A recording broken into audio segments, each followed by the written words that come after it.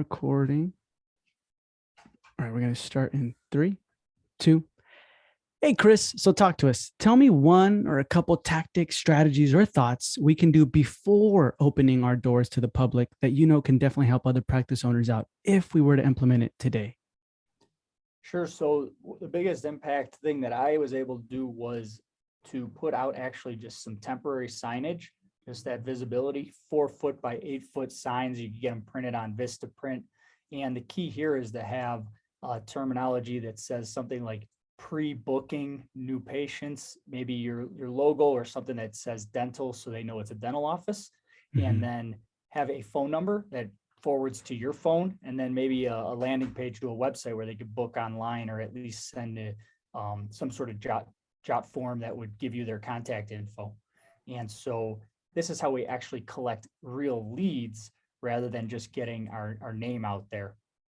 Gotcha. So break it down to me. The temporary signage, how much was that?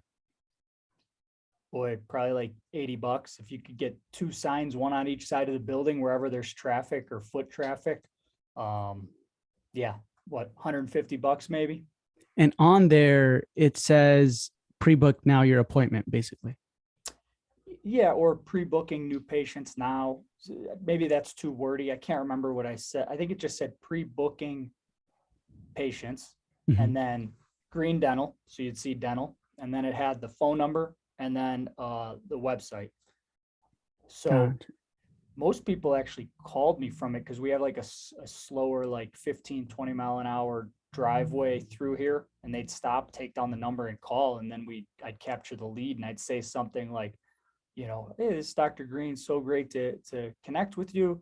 We're still under construction. However, we're really excited. We expect to open, X date, whether it was 2-3 months out. That was okay with a lot of people that were just looking for a recall appointment.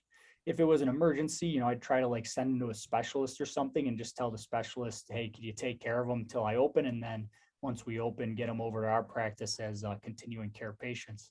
So building that list of that book of clients before opening day was just huge. And that's how I tackled it. Yeah, that's really good, man. So you're in your location, would you say there's a lot of foot traffic? Actually, not a lot of foot traffic. There's a slow drive that goes behind the building towards like a 7-Eleven. And then there's kind of the high traffic main road out in front of us that's like 45 miles an hour. But so we put signs on both sides, and yeah, it worked out well. Yeah. Awesome, man. Okay. So the terminology is really important. So then we also have to have like a phone number and like, I guess a website before that, right? Yeah. So phone number, you could set up a Google Voice. I'm sure some people have. The problem I found with that, and that's what I did, was that when we went to open then and I converted to the ongoing number with our provider for VoIP, it led to some confusion for some patients. And then we still get these like our like computers ring now because the Google Voice goes to like the email and it's up on all the computers.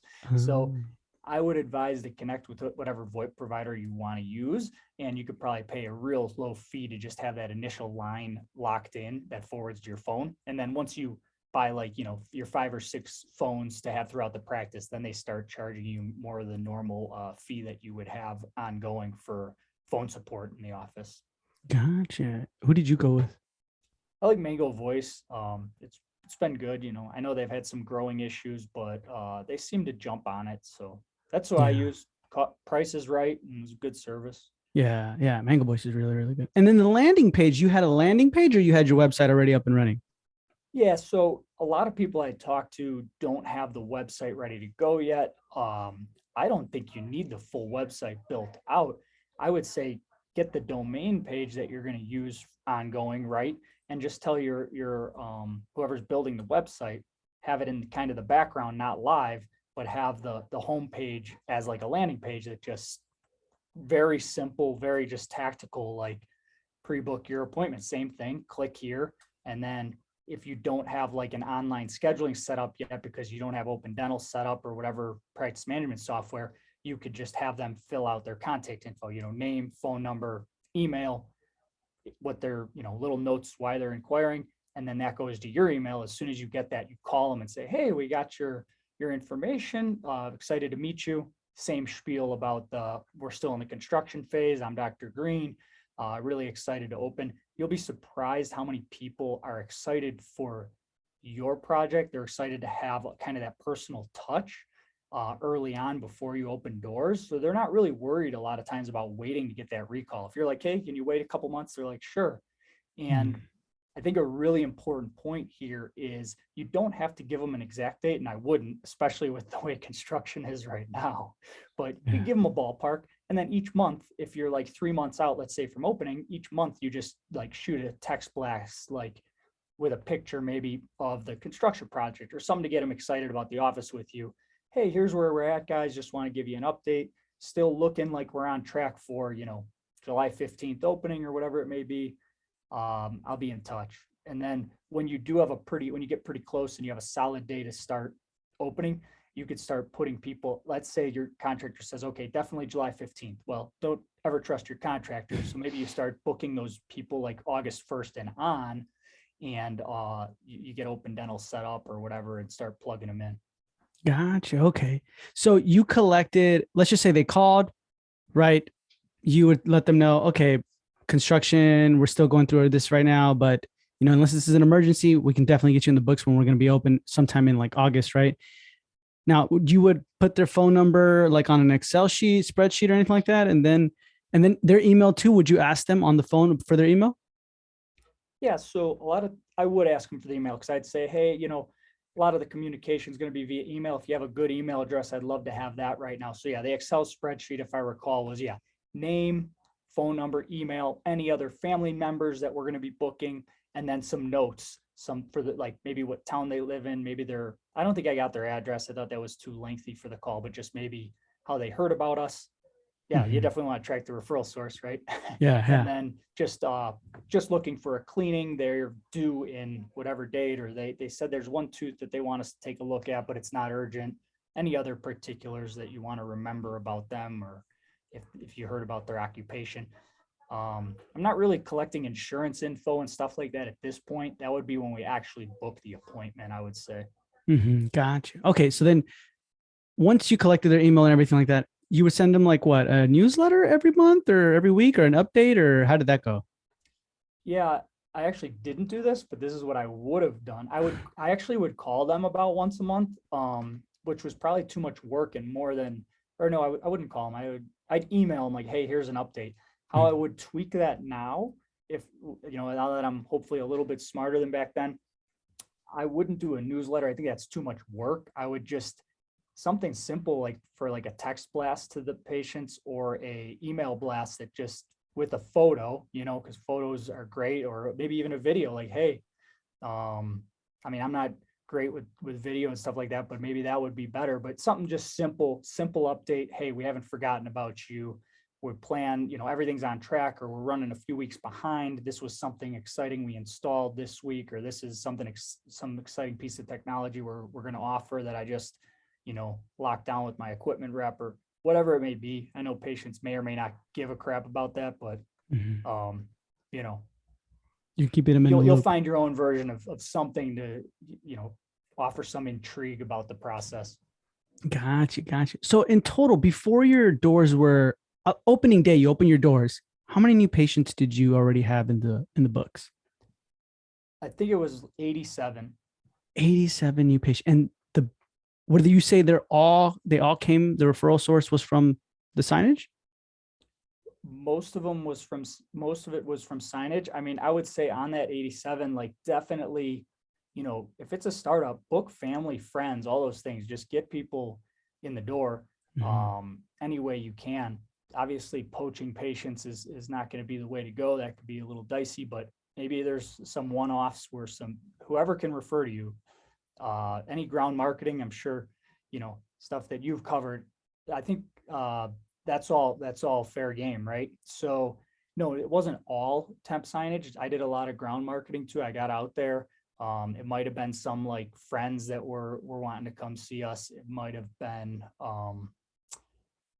I think that was about it though, really. Mostly temp signage, ground marketing, and then friends and family, or like friends referring friends. Gotcha. Okay. What else did you do? Did you do anything else besides that? Did you feel like, oh man, I would never do that again. I don't recommend anybody doing this specific thing. Anything like that? Um, One thing I did, I think at the time everyone was talking. So I did post like a postcard campaign, like Mhm. started 3 weeks before.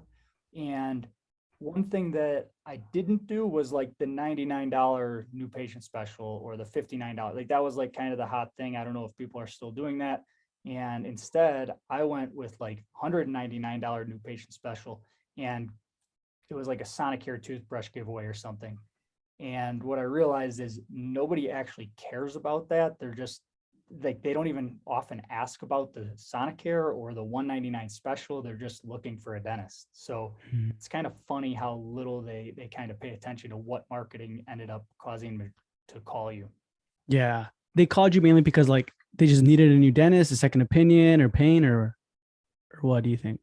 Yeah, I think all the above. I think if you pick the right location and there's a need for your services, uh, then you're hopefully gonna get calls if your branding looks attractive and they're like, oh, I could see ourselves going to that location. Yeah. Awesome.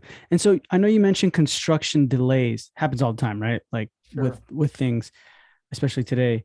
How did you deal with that? Letting them know like, hey, we're gonna, or I don't know if this happened to you, but like, what would you recommend when people are like, yeah, we're gonna be open in August, and they're like, just kidding, we're now open like in October, and then again, oh wait, maybe November. You know what I mean? How would you recommend we deal with that?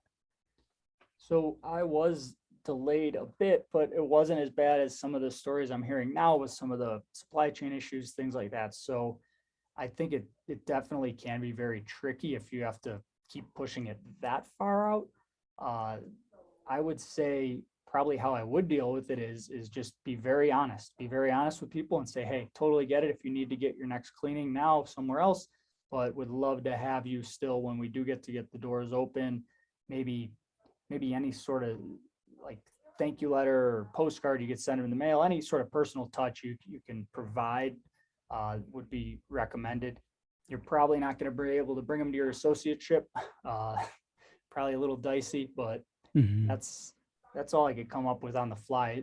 Sure, some smart folks listening will come up with better ideas to make sure not to lose those leads. But yeah, that's really difficult for sure, Michael. Yeah, awesome, awesome. So, any last piece of advice that you want to give to our listeners as far as what they can do before opening their doors to the public? Yeah, I think it's kind of you're in that grinder mode, right? Doing a startup. Your boots on the ground out there trying to meet people, doing your best, do all the ground marketing strategies that Michael shares because those truly work. And the goal is to get numbers and leads and and make connections. It's That's how you build the list. So I think the key is building a list of patients before you open, because I've talked to some people recently that did startups and they're like, okay, open the doors. Where are the patients? And they're waiting for the phone to ring. Well, this is a proactive thing. You know, you got a lot of moving parts, and I know it's hard to spend the weekends then over at the local fair or whatever it may be, or going to the gyms and doing all these ground marketing things. But hey, I mean, that's where it's at. Like the other stuff doesn't matter as much as getting people through the door. So put the time in, and it is work. But if you're on the startup journey and you're all in, then you're going to put the work in. Awesome, Chris. I appreciate your time. And if anyone has further questions, you can definitely find them on the Dental Marketer Society Facebook group, or where can they reach out to you directly? Sure. So we have a website, thepracticelaunchpad.com, and there's my email's on there. My personal email is cmgreendmd@gmail.com. And I also have a website, dentalstartuplist.com, that shares some just free ideas with, startup ideas and stuff like that. So there's a few places to find me. Awesome. So, guys, as always, that's going to be in the show notes below. And Chris, thank you so much for being with me on this Monday morning marketing episode. Thanks, Michael. Pleasure being on. I appreciate you.